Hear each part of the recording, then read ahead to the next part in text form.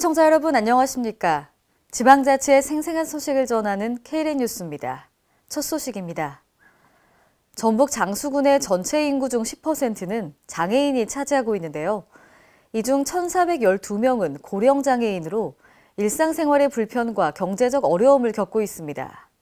이에 장수군 의회 이희숙 의원은 장애인 시설을 확충해야 한다고 주장했습니다. 보도에 한결 기자입니다. 전북 장수군의 장애인 인구가 전체 국민의 10%를 차지하고 있으나 관내 장애인 체육시설이 전무해 이에 대한 방책이 요구됩니다. 장애인들도 뭔가 체육을 통해 취미생활 또는 체육활동을 통한 동호인 모임 등을 만들고 싶어도 장애인들을 위한 체육시설은 물론 이에 따른 인프라가 전혀 없는 시점입니다.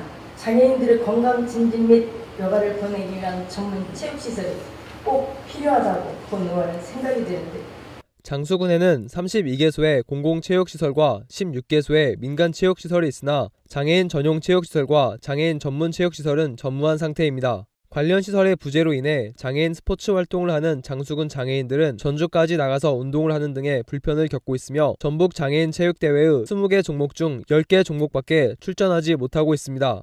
장수군의 장애인 등록자 수는 2,344명으로 장수군 전체 인구 2만 3천여 명의 약 10%에 해당하며 국내 전체 가정의 30%는 장애인 가족으로 추산되고 있습니다. KLN 한결입니다. 전북 완주군의 예비비 지출 적정성 문제가 도마에 올랐는데요. 본 예산에서 확보해 사업을 집행해야 하는데도 불구하고 예비비에서 집행함에 따라 논란이 일고 있습니다.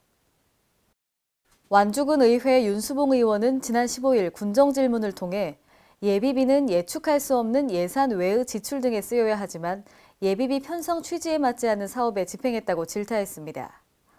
또 본 예산에서 확보해야 할 청사 증축 사업에 4억 9천만 원의 예산을 집행했다며 예비비 사용의 부적정성을 지적했습니다. 2016년 본 예산 요구 시 행정기구 개편에 따른 물품 구입비 6천만 원을 요구 부재역 발생으로 2016년 1월 19일 예비비 2억 8,900만 원을 승인받아 2월 말경 1억 9,700만 원을 집행하여 9,200만 원이라는 예산을 미집행한 사항으로 이에 박송일 완주군수는 군 청사 증축 사업은 본 예산에 편성됐어야 하나 조직 개편에 따른 사무실 신규 증축과 확장 방안 결정이 늦어져 사용했다고 이해를 구했습니다. 보이스피싱과 불법 사금융 등으로 인한 피해 규모가 연간 27조 원에 달하고 있는데요. 이에 금융감독원과 서울시 6개 주요 은행이 금융사기 피해 예방을 위한 그물망 예방체계 구축에 나섰습니다. 금융감독원은 오늘 민생침해 피해 예방을 위한 업무 협약을 체결하고 서울시 등과 힘을 모으기로 했습니다. 올 연말까지 6개 시중은행의 홈페이지에 선불식 할부거래 안전 시스템이 구축되고 상조금 예치 현황 등을 홈페이지로 실시간 확인할 수 있게 됩니다. 또 서울시는 피해 취약계층에게 최신의 피해 사례를 예방하고 금융감독원은 불법 금융으로 인한 피해의 사각지대 없이 촘촘한 그물망 예방체계를 갖출 계획입니다. 오는 9월 2017 아시아 태평양 도시 정상회의가 대전에서 열리는데요. 권선택 대전시장은 미얀마 민주화의 상징인 아웅산 수지 여사에게 특별 세션 연사로서의 참여를 요청했습니다. 권 시장은 지난 15일 미얀마 네피도에 위치한 외교부 청사에서 우쩌지아 사무차관을 만나 APCS 대전 개최 사실을 설명하고 지원을 요청했습니다. 이 자리에서 우쩌지아 차관은 수지 여사가 행사에 참여할 수 있도록 최선을 다하겠다고 답변해 수지 여사의 올 가을 대전 방문 가능성을 높였습니다. 이와 함께 미얀마 네피도시 역시 2017 APCS 참가 의사를 밝혔습니다. 광주광역시는 오늘부터 이틀간 전남대학교에서 레독스 흐름전지 전문가 포럼을 개최합니다. 이번 포럼은 새 정부가 광주 전남을 에너지 신산업의 메카로 육성키로 발표함에 따라 레독스 흐름전지의 시험, 인증센터를 지역에 구축하기 위해 마련됐습니다.